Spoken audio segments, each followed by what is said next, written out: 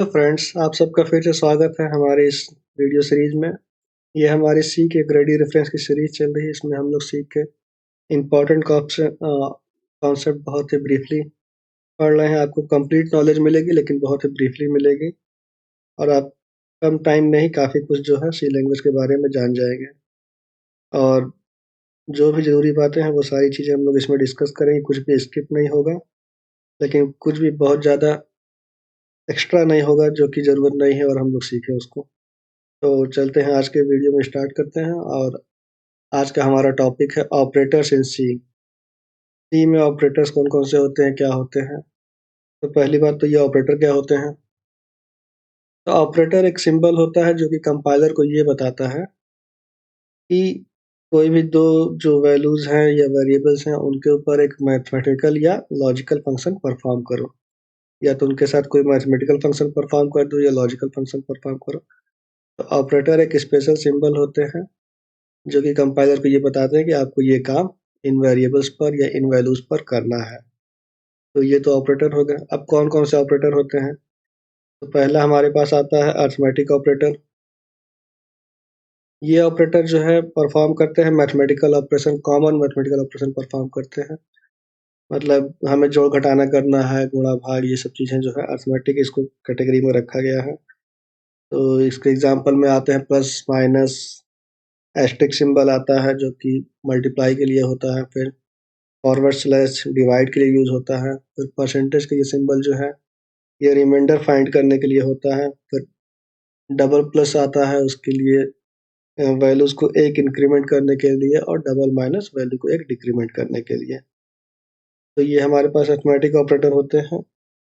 तो percentage symbol यहाँ पे खास तौर से बताना चाहूँगा कि हम लोग जब स्टार्टिंग में बिगिनर होते हैं या लैंग्वेज सीखते हैं तो ये सब चीज़ें उतना समझ में नहीं आती। डिवाइड तो समझ में आ जाता है, कैलकुलेटर में हम लोग देख रहे थे। परसेंटेज नहीं समझ में आता।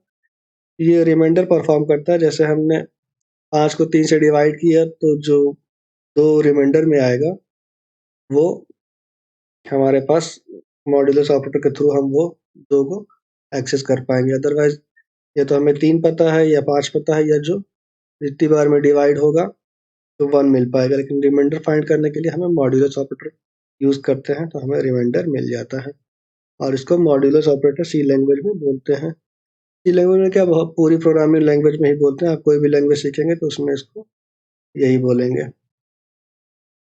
सी सीखने से फ़ायदा ही यही होता है कि आपको आगे जितनी भी लैंग्वेज मिलेंगी वो इसी के बेसिस पे चलती हैं, और इसकी बहुत सारे कॉन्सेप्ट आगे कैरी फॉरवर्ड होते हैं।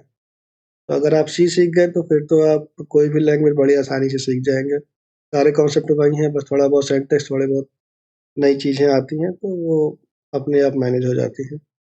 फिर उसके बाद आता है हमारा असाइनमेंट ऑपरेटर। तो ये सबसे ज़्यादा कंफ्यूजिंग होता है जब पहली बार आप कोई प्रोग्रामिंग लैंग्वेज उठाओ यार, तो उसमें ए इक्वल टू बी लिखा रहता है। अब समझ में नहीं आता कि बचपन से तो हम लोग यही जानते हैं कि ए इक्वल टू बी मतलब वो इक्वलिटी चेक कर रहा है, दोनों वैल्यू बराबर है कि नहीं। लेकिन यहाँ पे ये इक्वल टू जो है एक असाइनमेंट ऑपरेटर होता है। असाइनमेंट मतलब कि ये अ, जो भी वैल्यू इसके राइट साइड में रहेगी उसको कॉपी कर देगा जो भी वेरिएबल लेफ्ट साइड में रहेगा, और इसके लेफ्ट साइड में कोई वेरिएबल ले रह सकता है, कोई कांस्टेंट आप नहीं रख सकते हैं। तो पहले कोई वेरिएबल लेफ्ट साइड में आप लिखिए, फिर असाइनमेंट ऑपरेटर लिखिए इक्वल टू, और फिर राइट साइड में वेरिएबल और कांस्टेंट कुछ भी आ सकता है। तो जो साइड रहेगा राइट साइड में वो लेफ्ट साइड में कॉपी हो जाएगा। लेफ्ट साइड में मतलब जो भी वेरिएबल रहेगा उसके मेमोरी एड्रेस पे वो वैल्यू कॉपी हो जाएगी। ये काम होता है असाइनमेंट ऑपरेटर का, और ये बहुत ज़्यादा यूज़ होता है प्रोग्रामिंग में। एक वैल्यू को इधर से उधर करने में, या स्टोर करने में, या चेंज करने में, तो असाइनमेंट ऑपरेटर बहुत ही ज़्यादा यूज़ होता है। अब इसके बाद हमारा आता है रिलेशनल ऑपरेटर। अब इसका रिलेशनल ऑपरेटर नाम ही इसीलिए पड़ा है कि ये दो वैल्यूज़ के बीच में रिलेशन फाइंड करेगा कि इनके बीच क्या रिलेशन है। तो जो हमारा मैथमेटिकल पहले से ऑपरेशन था इक्वल टू वाला, वो तो निकल गया असाइनमेंट में। अब अगर हमें सच में इक्वल टू चेक करना है तो हम डबल इक्वल टू साइन लगाएंगे उसमें। तो अब हमें पता चल पाएगा कि क्या दोनों वैल्यूज सच में बराबर हैं। अगर हमें ए और इक्वल टू बी चेक करना है तो a double equal to b अगर हम अपने सोर्स कोड में लिखते हैं तो कंपाइलर चेक करेगा कि क्या दोनों वैल्यूज आपस में बराबर हैं। और अगर नॉट इक्वल टू यूज करेंगे, यहाँ ये एक्सक्लेमेशन मार्क आपका जो है नॉट इक्वल की तरह यूज़ होता है। तो इससे हमें ये पता चलता है क्या दोनों वैल्यू आपस में बराबर नहीं है, ये भी बहुत जगह यूज़ होता है। फिर उसके बाद चेक करना पड़ता है हमें क्या पहली वैल्यू दूसरी से छोटी है, तो लेस देन का ऑपरेटर, या फिर पहली वैल्यू दूसरे से बड़ी है, ग्रेटर देन ऑपरेटर यूज़ करेंगे। फिर उसके बाद फिर हमारे पास यहाँ आ जाता है लेस देन इक्वल टू। कभी-कभी ये भी होता है कि बस हमें उस वैल्यू से आगे तक नहीं जाना रहता है, वहाँ तक पहुँचना रहता है, तो लेस देन इक्वल टू तक चेक कर सकते हैं, या ग्रेटर देन इक्वल टू तक चेक कर सकते हैं कि हम उससे पीछे ना जाएँ, वहाँ तक आके रुक जाएँ इक्वल टू तक। तो ये हमारे पास रिलेशनल ऑपरेटर होते हैं, ये 2 वैल्यूज़ के बीच में रिलेशन फाइंड आउट करने के लिए काम आते हैं। और लास्ट में आता है लॉजिकल ऑपरेटर।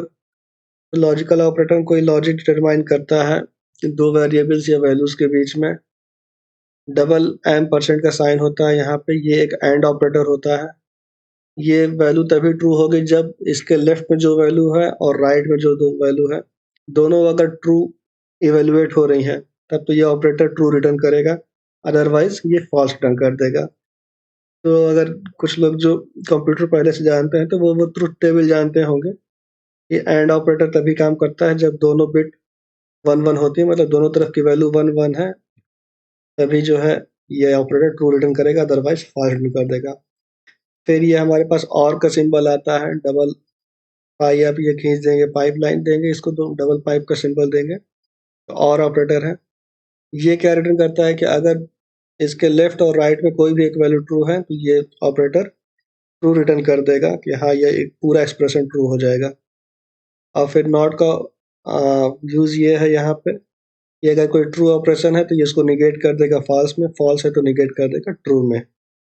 तो एक्सप्रेशन की वैल्यू डिपेंड करती है इन ऑपरेटर पे कि अगर आपको चेक करना है कि हमारे पास जो एक्सप्रेशन आ रहा है, उसमें ऑपरेटर के दोनों तरफ की वैल्यू हमें ट्रू हो तभी एक्सप्रेशन ट्रू रिटर्न हो, तो एंड ऑपरेटर यूज़ करेंगे, इसको एंड ऑपरेटर बोलते हैं।